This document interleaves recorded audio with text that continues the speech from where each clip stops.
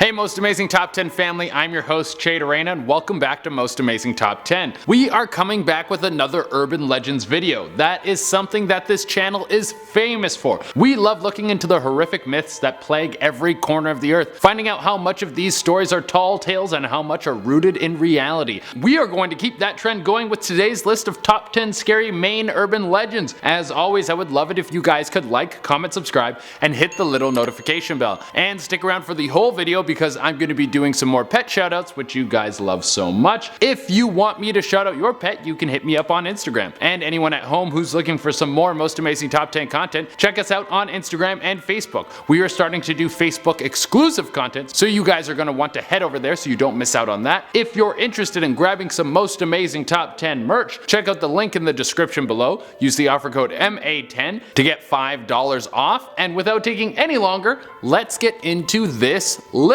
We're going to kick off this list with a dare challenge that you and your friends can do if you want your life to be ruined forever. At number 10 we have the SABATTUS well. It's a creepy old well that sits at the back of a long established graveyard. Just from that information alone you know that this well isn't going to be used for wishing. If you did try to use it to grant your wishes, they would all come at a great consequence, like if they came from the devil himself. No, actually the outcome is much more terrifying. Legend says that a few boys were playing truth or dare, and one of the boys dared another boy to get lowered into the haunted SABATTUS well. With masculinity being as fragile as a package that just got punted to your door by a UPS driver, the boy took the challenge without hesitation. The group walked down to the creepy old well like the gang from Scooby-Doo, tied a rope to a tire swing, and then slowly lowered their friend into the darkness of this pit. They heard some screams and then silence. They quickly brought him back up and he wasn't their friend anymore. Well, he was, but he had been aged. He looked as if he was 90 years old with wrinkled skin and see-through hair, and his mind had been lost. Their former friend just laughed uncontrollably. He now sits in the insane asylum. So if you want to have a good time, lower your friend into the SABATTUS well and see if they get cursed. Who knows? At number 9 we have the SEGUIN Island Lighthouse. If you haven't seen the movie The Lighthouse, go see it. It's amazing. And it's stories like this that give the inspiration for movies like that. The SEGUIN Lighthouse was once a home for a lovely couple. The lighthouse is on an isolated island, so the couple had to make the best of each other's time. To try and pass the sorrows of seclusion, his wife would play the piano. But here's the catch, she didn't know how to improv music. She only knew how to follow sheets, and they only had one sheet of music. This legend is before they had the internet. The constant repetition of the reoccurring tune made the dude go crazy. He took an axe and sliced the piano open, followed by his wife's head. Legend says that you can hear the horrific screams coming from the lighthouse and the tune that she used to play. At number 8 we have the POCOMOONSHINE Lake Monster. An urban legend list isn't complete without some sort of monster or lady in the woods, and this one has all the standard pieces. Has anyone ever taken a picture of this creature? Of course not, even though everyone has cameras on their phones all the time now. Has there been rumors about the existence of this monster for a very long time?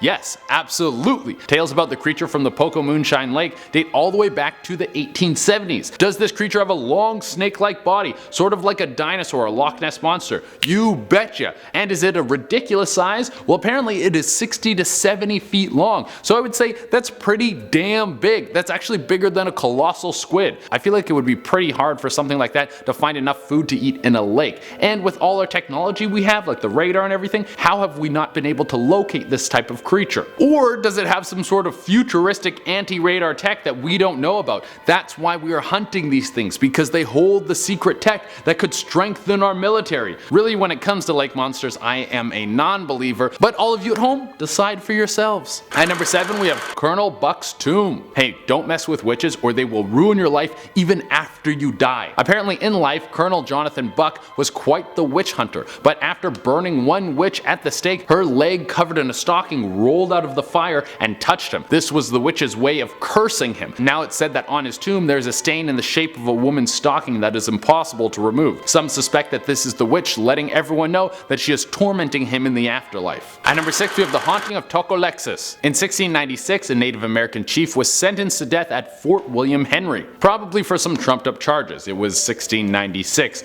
If you look into American and Canadian history, you'll find that we have never been very nice to our Native American people. But he was set to be hung on a tree right outside the fort. Everyone in town gathered for this because that's what people would do back then. They loved these public executions. And when TAUKOLEXIS was given his last words, all he said was live. It seemed a little confusing to the people who were watching, but apparently he was giving instructions for where he wanted his soul to go after he died. He wanted it to stay right in the tree he was hung on. His spirit is said to be there to this day. People say they can hear his voice on a quiet night, and you can see a white orb hovering around the tree, which is supposed to be him. At number 5, we have the Robbie Andrews dorms. The dormitories of the University of Southern Maine isn't just for partying and playing Super Smash Bros. There are also a bunch of ghosts that walk the halls and harass everyone who lives there. Now, there are reports of ghosts from all over the campus, but this dorm grabs the most attention because it is the oldest building. The building was erected in the 19th century, and since then there have been a few suicides on the property. Every year, students spread rumors that ghosts of students who have killed themselves still walk the halls to this day, preying on anyone who has a hot plate in their room. You know that's against dorm rules. At number 4, we have the Wood Island Lighthouse. I mean, it's Maine. It's not surprising that there's more than one lighthouse on this list. It's by the sea and has some of the best clam chowder that has ever existed. Can we just take a minute and appreciate how good clam chowder is? It's so good. Okay, now back to the lighthouse. Back in 1896, there was a murder-suicide that took place there. The lighthouse was rented out by Howard Hobbs, who was a bit of a drunk and bad with money. Not the ideal tenant. One night, Hobbs' landlord, Fred Milliken, popped by the lighthouse. He needed to talk to Hobbs about the rent. The problem was that Hobbs hadn't paid the rent in a couple months. The conversation got heated, which led to Hobbs shooting Milliken and then killing himself. Now the whole place is said to be haunted by their ghosts. I wonder if they still hate each other. Like, you haunt that side, I haunt this side. Thanks to you, I'm a lighthouse ghost for the rest of time. We have the curse of the Saco River. There isn't enough data to confirm how much of this story is true, but I will give you what I know and then you can decide for yourselves what to believe. Somewhere in the 16th century, a group of men were out and wanted to torment a Native American tribe who lived next to the Saco River.